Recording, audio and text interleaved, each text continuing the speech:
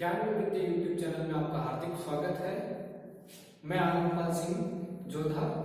कल हमने योग के अंतर्गत जो वृत्तियों के प्रकार थे उसके ऊपर वर्णन किया था।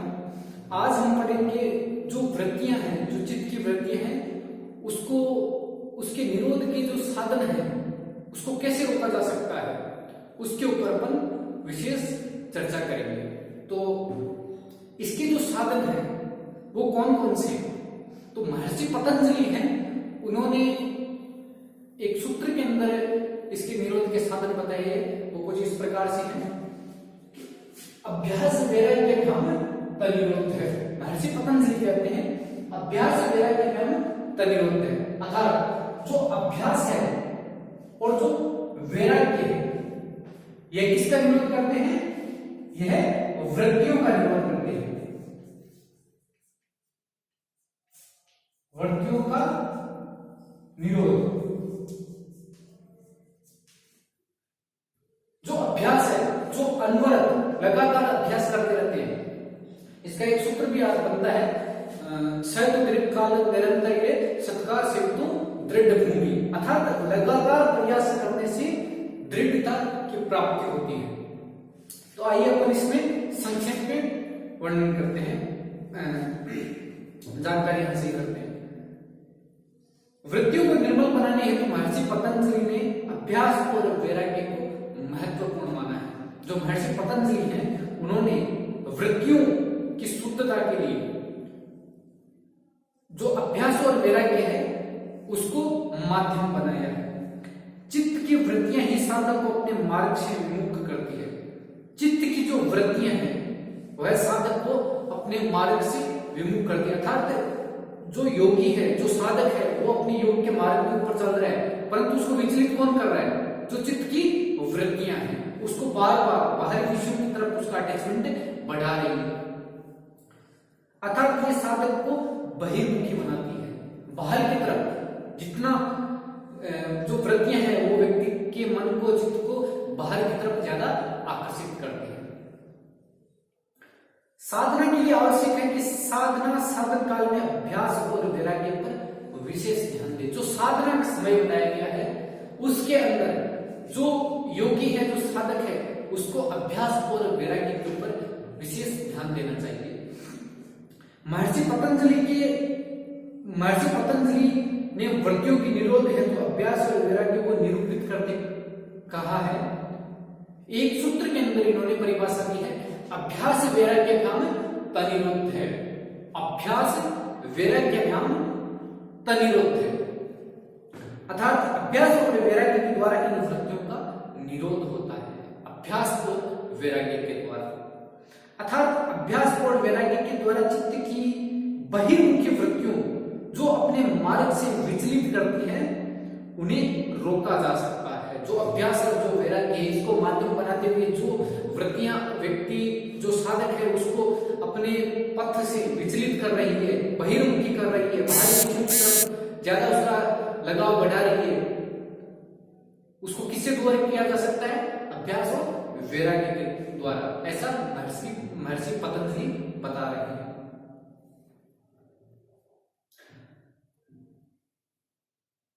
चित्त मलिन होने पर वह अस्थिर रहता है, जिससे उसमें अनेक प्रकार की वृत्तियां होती है। अतः चित्त का प्रवाह भीतर की ओर न होकर बाहर की ओर होता है। जो चित्त का जो प्रवाह है वह भीतर की न होकर बाहर की तरफ जाता रहता है अथवा निष्क्रिय रहता है, अर्थात वह अपने मूल स्वरूप से भटक जाता है। जो चित्त है, जो व्यक्ति की जो चेतना है, वह अपने मूल स्वरूप, जो उसका मूल शाश्वत स्वरूप है, जो रियलिटी है, जो वास्तविकता है, वो उससे विचलित हो जाती है, भटक जाती है। अभ्यास और वैराग्य चित्त के प्रवाह को अंतर्मुखी बनाने में सहायक होता है। साधना काल में रजोगुण तथा तमोगुण की अधिकता साधक के लिए बाधक बन जाती है। जो साधना का जो समय होता है उसमें रजोगुण और जो तमोगुण होता है, देखिए गुण तीन प्रकार के बताए गए योग में। सबसे जो डाउन, जो नुकसान पहुंचाने वाला जो गुण है वो है तमोगुण, और उससे रजोगुण, और जो सबसे अच्छा गुण बताया गया वह है आपका सात्विक गुण। इस प्रकार से 3 गुणों की व्याख्या मिलती है। रजोगुण के प्रभाव से साधक का चित्त चंचल रहता है। जो रजोगुण है साधक का जो चित्त है उसको क्या करता है, चंचल बनाता है। और तमोगुण की अधिकता साधक के लिए बाधक बन जाती है। केवल रजोगुण तो चंचलता बढ़ाता है, लेकिन जब तमोगुण की अधिकता हो जाती है तब वह साधक का जो साधना है उसमें बाधक बन जाता है। परंतु यदि व्यक्ति या साधक के अंदर सात्विक गुण की अधिकता होती है तब वह अपने योग के मार्ग के जो उच्च सोपान है उसको प्राप्त करता जाता है। रजोगुण के प्रभाव से साधक का चित्त चंचल रहता है, जिससे मानसिक एकाग्रता का अभाव होता है। रजोगुण है वो मानसिक चंचलता को बढ़ावा देता है, जिससे व्यक्ति का जो मेंटल कंसंट्रेशन पावर है वह धीरे धीरे डिक्रीज होती है, कम हो जाती है, उसका अभाव रहता है। मानसिक एकाग्रता के बिना साधना संभव ही नहीं हो सकती। अगर व्यक्ति का मेंटल कंसंट्रेशन नहीं है तो वह साधना नहीं कर सकता है। इसी प्रकार तमोगुण के प्रभाव के कारण साधक में निराशा, अनुत्साह, आलस्य आदि बाधक उपस्थित होते हैं। व्यक्ति के अंदर अगर तमोगुण की उपस्थिति हो जाए, चाहे वो सामान्य व्यक्ति क्यों ना हो। अब आप में से विद्यार्थी को सवाल कर सकता है कि सर जो योगी होते हैं उनमें ही 3 गुण सक्रिय रहते? नहीं, यह जो सामान्य पुरुष होता है उसके अंदर भी ये 3 गुण पाए जाते हैं। और 3 गुणों को अच्छे से जांचने का भी तरीका है। आपका अगर मन अस्थिर हो रहा है ज्यादा, आप इधर उधर आपका मन ज्यादा चंचल हो रहा है, तो आप समझ लीजिए कि आपके अंदर रजोगुण की प्रभावता ज्यादा है। और आप कोई ना कोई ज्यादा नेगेटिव सोच रहे हो, या किसी नेगेटिव कार्य को बढ़ावा दे रहे हो, या जो आप कार्य करने जा रहे हो उसमें कहीं ना कहीं बाधा उत्पन्न हो रही है, तो क्या समझोगे? ये तामसिक गुण प्रवृत्ति है। और बिना किसी रुकावट के शांति से जो काम हो जाए, या जो विचार रहे हैं वो बिल्कुल एकदम शांत मन से है, तो कौन सा गुण होगा? सात्विक गुण कहलाता है। तो जैसे तमोगुण की प्रवृत्ति व्यक्ति के अंदर पाई जाती है, उस टाइम व्यक्ति के अंदर आलस्य बढ़ जाता है, अनुत्साह, उत्साह की कमी आ जाती है, और जो डिसअपॉइंटमेंट है, जो निराशा है, वो धीरे धीरे बढ़ने लगती है, क्योंकि तामसिक गुण की प्रवृत्ति व्यक्ति को डाउन में लेके जाने की है। और इन्हीं सब गुणों के इन्हीं सब जो बाधक तत्व हैं, इनसे व्यक्ति धीरे धीरे अपनी साधना को कम कर सकता है।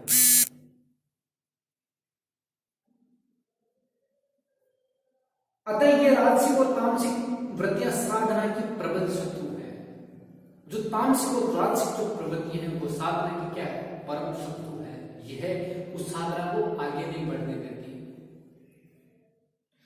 अर्थात इनकी उपस्थिति साधना के लिए बाधक ही सिद्ध होती है। जो तामसिक और राजसिक जो प्रवृत्ति बताई गई है, इनकी अगर व्यक्ति के अंदर उपस्थिति होती है तो वह साधना में बाधक तत्व ही साबित होती है।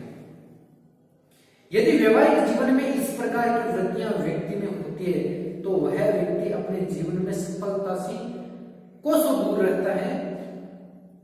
कहने का तात्पर्य यह है कि व्यवहारिक जीवन में अगर तामसिक और राजसिक प्रवृत्ति पाई जाती है तो वह व्यक्ति जो उसका लक्ष्य है, जो टारगेट है, उससे बहुत दूर रहता है, नजदीक नहीं जा पाता, क्योंकि ये गुण उसको धीरे धीरे उसे मार्ग से हटा रहे हैं। साधना का क्षेत्र तो और भी जटिल है, अतः इसमें चित्त की सूक्ष्मता ही साधक को अपने लक्ष्य तक पहुंचाने में सहायक सिद्ध हो सकती है। इस प्रकार महर्षि पतंजलि ने अभ्यास और वैराग्य को वृत्तियों के निरोध का उपाय बताकर साधकों का मार्गदर्शन किया है।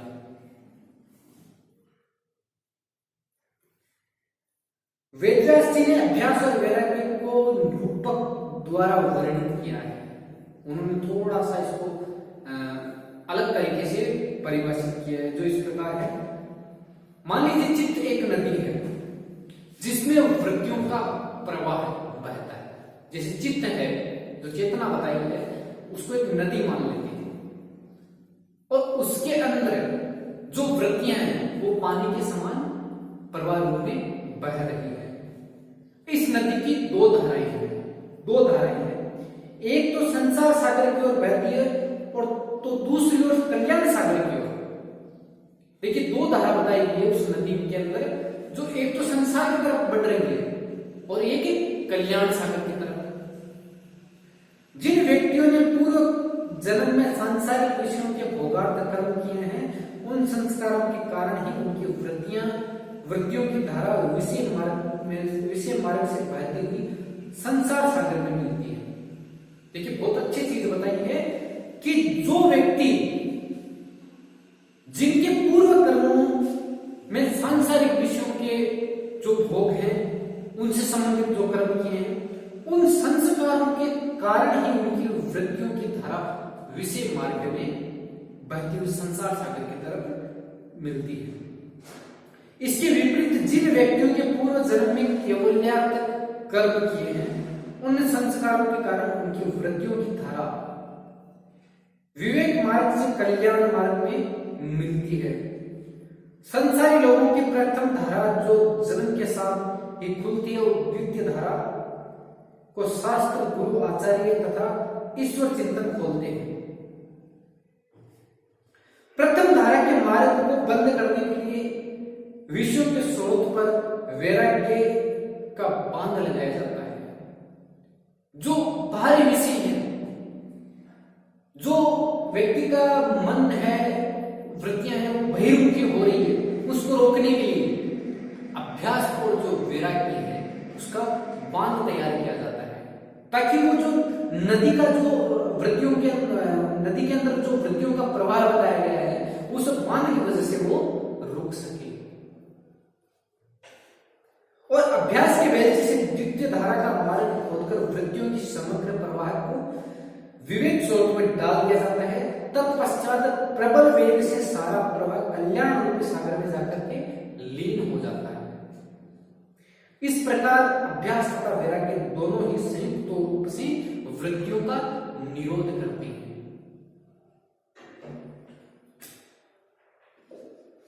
आइए अब अपन समझेंगे अभ्यास क्या है, उसके बाद वैराग्य क्या है, ये दोनों किस प्रकार से कार्य करते हैं, ताकि जो वृत्तियों का निरोध का जो साधन है वो अच्छे से समझ में आ जाए। अभ्यास का अर्थ है बार बार करना, एक ही चीज की बार बार पुनरावृत्ति करना, दोहराना। इसमें महर्षि पतंजलि ने स्पष्ट किया है कि तत्र स्थितो यत्नो अभ्यास है। एक सूत्र के अंतर्गत इन्होंने परिभाषा दी है अभ्यास वैराग्य की। तत्र स्थितो यत्नो अभ्यास है, अर्थात चित्त की स्थिति में यत्न करना ही अभ्यास है। किसी चीज का बार बार दोहराना ही अभ्यास है, अर्थात चित्त की वृत्ति रहित शांत स्थिति को प्राप्त करने का प्रयास भी अभ्यास बताया गया है। इस स्थिति को प्राप्त करने के लिए पूर्ण सामर्थ्य और उत्साह के साथ प्रयत्न करना आवश्यक माना गया है। जीवन के प्रत्येक क्षेत्र में निपुणता के लिए अभ्यास ही आवश्यक है। अतः किसी कार्य में निपुण बनने के लिए उस कार्य को बार बार किए बिना वह व्यवहार कार्य नहीं बन सकता। बहुत सत्य बात कही है महर्षि पतंजलि ने कि अगर आपको किसी भी लक्ष्य को प्राप्त करना है तो उसके लिए जो अभ्यास होगा वही आपकी सफलता का सूचक बनेगा, सफलता में आपका साथी बनेगा, सहायक सिद्ध होगा। मान लीजिए कि ये आप यहां मैथ पढ़ाते हैं, ठीक है, बच्चे पढ़ रहे हैं, लेकिन आप जब उस क्वेश्चन को बार बार नहीं समझाएंगे तब तक बच्चे नहीं समझ पाएंगे। और आपने समझा दिया, फिर जो उसको कार्य देते हैं आप स्टूडेंट को, और स्टूडेंट को ये कहते हैं कि उस क्वेश्चन को बार बार हल करना, ताकि उसका जो मेथड है वो उसको आराम से समझ में आ जाएगी। उसका जो अभ्यास रहेगा वही उस कार्य के अंदर सफलता दिला सकता है। उदाहरण स्वरूप अपन लेते हैं कि कोई भी एक फिजिकल ट्रेनिंग होती है। अपन एक आर्मी का उदाहरण लेते हैं कि वैकेंसी आई है और आप फिजिकल ट्रेनिंग कर रहे हैं, तो क्या एक दिन दौड़ करने से व्यक्ति दौड़ पास कर लेता है? शायद नहीं। वह 5-6 महीने तक कंटिन्यू उसका अभ्यास करता है और जब वो भर्ती आती है तो उसमें एक्सीलेंट देता है। क्यों? क्योंकि जो उसका अभ्यास था वो अभ्यास उसको उस सफलता की ओर लेके गया है। उसको पता चल गई, उसकी कमियां पता चल गई कि अभ्यास करने से जो मेरे अंदर कमियां थी वो दूर हो रही है, और उसका जो एक रूटीन था वो रूटीन बन गया कि हाँ ये कार्य मुझे इस टाइम करना है। और देखिए, जो चीज बार बार की जाती है उसके अंदर व्यक्ति को निश्चित सफलता मिलती है। आप कोई एक एग्जाम देते हैं, पहली बार आपका जो अटेम्प्ट होता है उसके अंदर आपको कम नंबर मिलते हैं, लेकिन जब आप सेकंड देते हैं कुछ कमियां समझ में आती है, थर्ड टाइम देते हैं तो आप 1-2% से रहते हैं। लेकिन ये मान के चलिए कि जब आप नेक्स्ट टाइम एग्जाम देते हैं उस टाइम आपका एग्जाम पास होता है, आप मेरिट के अंदर आ जाते हैं, आपका फाइनली सिलेक्शन हो जाता है। क्यों? क्योंकि आपको उस चीज का, जब आप अभ्यास कर रहे थे तो आपके सामने कमियां निकल करके आ रही थी, वही अभ्यास आपको फाइनल सिलेक्शन तक लेके गया है। और अगर किसी कार्य को आप बार बार नहीं करोगे तो उसको अपने व्यवहार का हिस्सा नहीं बना सकते। आपने अगर किसी चीज की प्रैक्टिस नहीं की है, किताब पढ़ने की प्रैक्टिस नहीं की, तो आप अपने इसको शिक्षा का अंग नहीं बना सकते। आपने बोर्ड पे लिखने की प्रैक्टिस नहीं की है तो आप उसको लिखने का और जो आपका कक्षा व्यवहार का जो अंग है उसको नहीं बना सकते। यह अभ्यास कितना किया जाए, कैसे किया जाए, जिससे यह दृढ़ भूमि वाला अर्थात परिपक्व बनकर साधक को अपने मार्ग में आगे बढ़ा सके, अपने लक्ष्य को प्राप्त करने में सहायक बन सके। एक चीज होती है कि ये कार्य कितना करना चाहिए, कैसे करना चाहिए, ठीक है, ताकि व्यक्ति एकदम परफेक्ट होकर के उस चीज को प्राप्त कर सके, उस चीज में एकदम परफेक्ट हो सके। तो महर्षि पतंजलि इसके लिए एक योग सूत्र के अंदर इसकी व्याख्या करते हैं। सैतु दीर्घ काल निरंतर ये सत्कार सेवितो दृढ़ भूमि। मैं एक बार इसको बिल्कुल स्लोली बोल देता हूं। सैतु दीर्घ काल निरंतर ये सत्कार सेवितो दृढ़ भूमि, अर्थात वह अभ्यास दीर्घ काल तक निरंतर सत्कार के साथ सेवन करने से दृढ़ भूमि वाला होता है। कंटिन्यू डेडिकेशन, जो भी आप कार्य करें उसके प्रति डेडिकेट होना बहुत जरूरी है, तब आपको उसके अंदर पारंगतता हासिल होती है, उसके अंदर दृढ़ भूमि प्राप्त होती है। अर्थात अभ्यास को लंबे समय तक निरंतर सद्भावनाओं के साथ करने से वह परिपक्व बनता है। इस सूत्र के अंतर्गत 3 महत्वपूर्ण बातें कही गई है। अभ्यास के लिए दीर्घकालता, निरंतरता एवं सत्कार से 3 चीजें मुख्य हैं। दीर्घकाल लंबे समय तक, निरंतरता निरंतर, सत्कार से तो सद्भावना के साथ उसका सेवन करना चाहिए।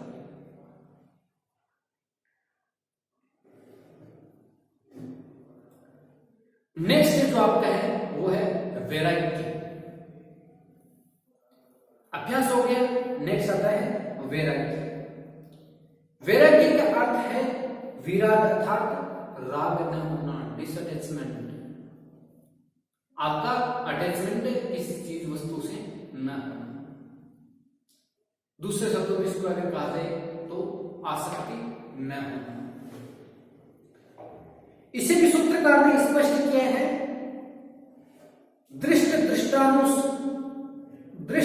दृष्टानुश्रविक विषय विस्तृष्ण से वशीकार संज्ञा वैराग्य। वैराग्य की जो परिभाषा है बहुत ही अच्छी परिभाषा है, जो महर्षि पतंजलि योग सूत्र में अपने को देखने को मिलती है। दृष्टानुश्रविक विषय विषय वितृष्णस्य वशीकार संज्ञा वैराग्यम, अर्थात दृष्ट और अनुश्रविक विषयों से जिसे कोई तृष्णा न हो वह वशीकार नाम वाला वैराग्य बताया गया है। दृष्ट और अनुश्रविक विषयों से जिससे कोई तृष्णा न हो वह वैराग्य कहलाता है। अर्थात दृष्ट और अनुश्रविक विषयों, तृष्णा, तृष्णा अर्थात इच्छा, इच्छा का समाप्त होना वशीकार नाम वाला अपर वैराग्य है। दृष्ट विषय का अर्थ यह है कि देखा हुआ विषय और अनुश्रविक विषय का अर्थ है सुना हुआ। देखिए दो शब्द है, दृष्ट का अर्थात देखा हुआ और अनुश्रविक अर्थात सुना हुआ विषय। दृष्ट विषयों का संबंध इंद्रियों से, जो वैराग्य की अंदर बात की गई है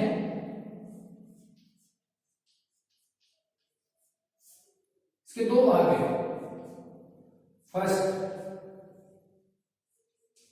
दृष्ट और सेकेंड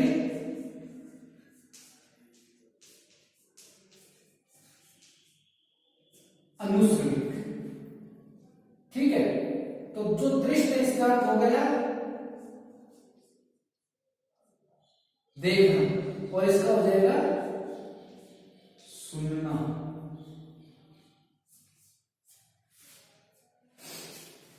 दो चीजें वैराग्य के अंदर है, दृष्ट और अनुश्रविक।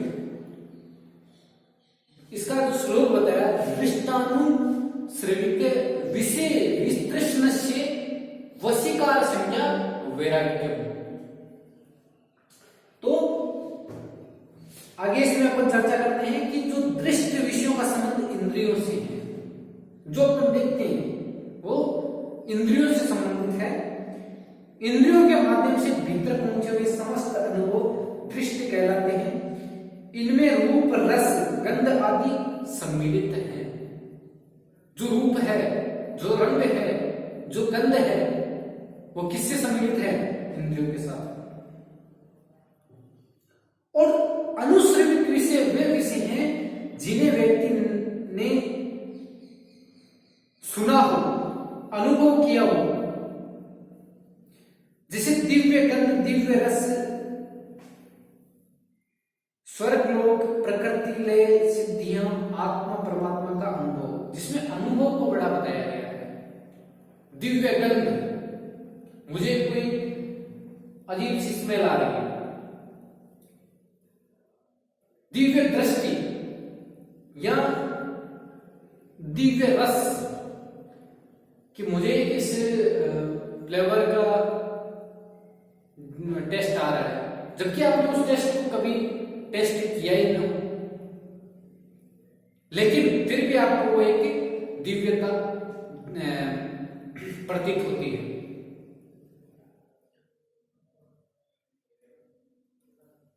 इन दोनों विषयों के प्रति राग का समाप्त हो जाना। जो भी आप चीजें देख रहे हो, जो भी जिसका दिव्य रस ले रहे हो, दिव्य स्वाद ले रहे हो, दिव्य गंध ले रहे हो, किसी चीज के प्रति जो आपका लगाव है, आसक्ति है, उससे बिल्कुल दूर हो जाना, वैराग्य की स्थिति में आ जाना, तो वही क्या है? वैराग्य कहलाता है। उसका अपनी इंद्रियों पर पूर्णतः नियंत्रण हो जाता है। जो व्यक्ति स्वाद, गंध, रस, अनुभव, दृष्टि से जो चीज दिखाई दे रही है, उनसे अगर डिसअटैचमेंट ले लेता है तो उसका इंद्रियों पर पूर्णतः कंट्रोल हो जाता है। अर्थात सभी भोग्य विषयों की तृष्णा को वह अपने वश में कर लेता है। उसका अपनी इंद्रियों पर पूर्ण नियंत्रण हो जाता है, अर्थात सभी भोग्य विषयों की तृष्णा को अपने वश में कर लेता है। यही वशीकरण की अनुभूति अपर वैराग्य है। नेक्स्ट है वैराग्य किसी विषय का त्याग कर देना मात्र ही नहीं, वरन विषय को अनासक्ति पूर्वक छोड़ना वैराग्य है।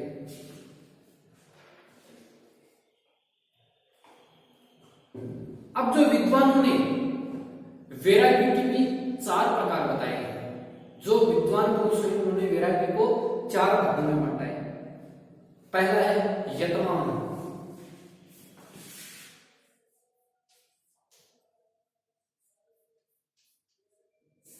वैराग्य को 4 भागों में। फर्स्ट, यत्मान। क्या है यत्मान?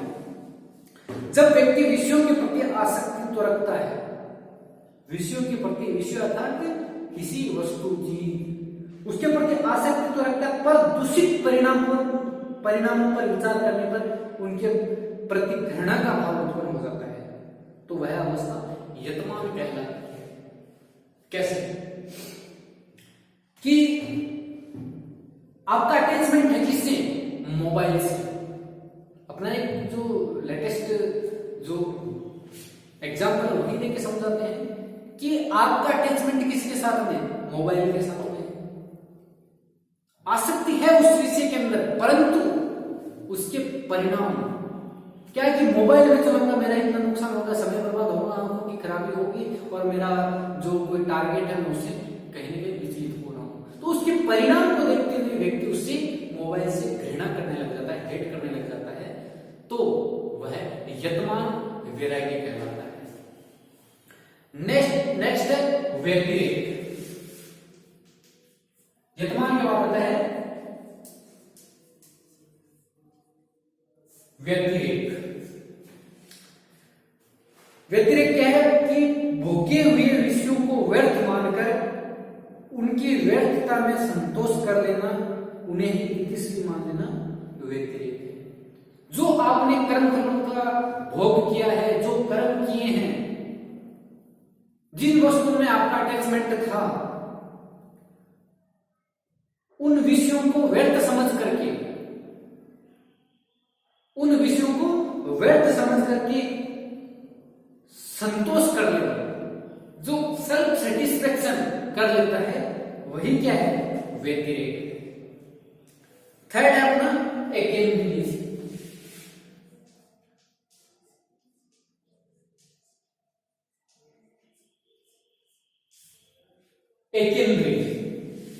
एकेंद्रिय क्या है? परिस्थितियों के कारण इंद्रियों की शिथिलता हो जाने पर, विषयों के न मिलने पर या अन्य कारणों से विषयों के प्रति अनासक्ति का होना एकेंद्रिय वैराग्य है। देखिए, एकेंद्रिय वैराग्य बहुत अच्छी चीज है, अपन को साथ साथ देखने को मिल सकती है कि कोई व्यक्ति है, उसकी परिस्थिति उसके अनुसार नहीं है, या उसके विपरीत है परिस्थितियां, या उसके जो शरीर की शिथिलता है उसके कारण वो विषयों का भोग नहीं कर सकता, वह क्या है? एकेंद्रिय वैराग्य है। जो फोर्थ है वो है वशीकार वैराग्य।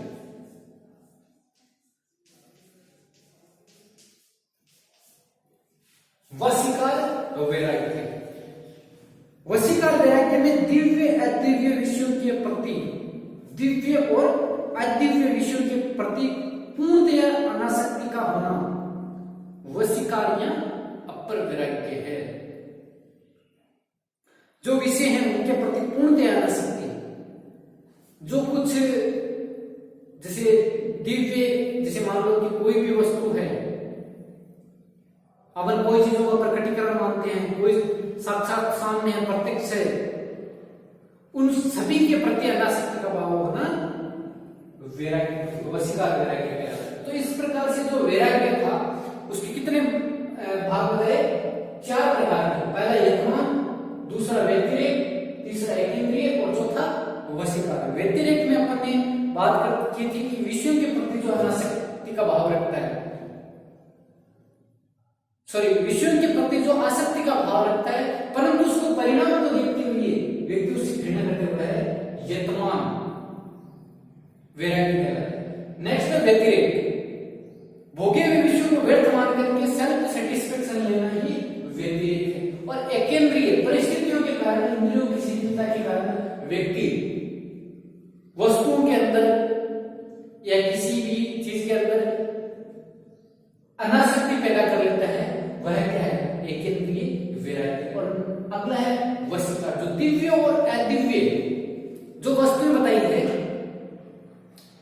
उसमें पूर्णतया अनासक्ति का भाव रखना, वह है आपका वशीकार वैराग्य।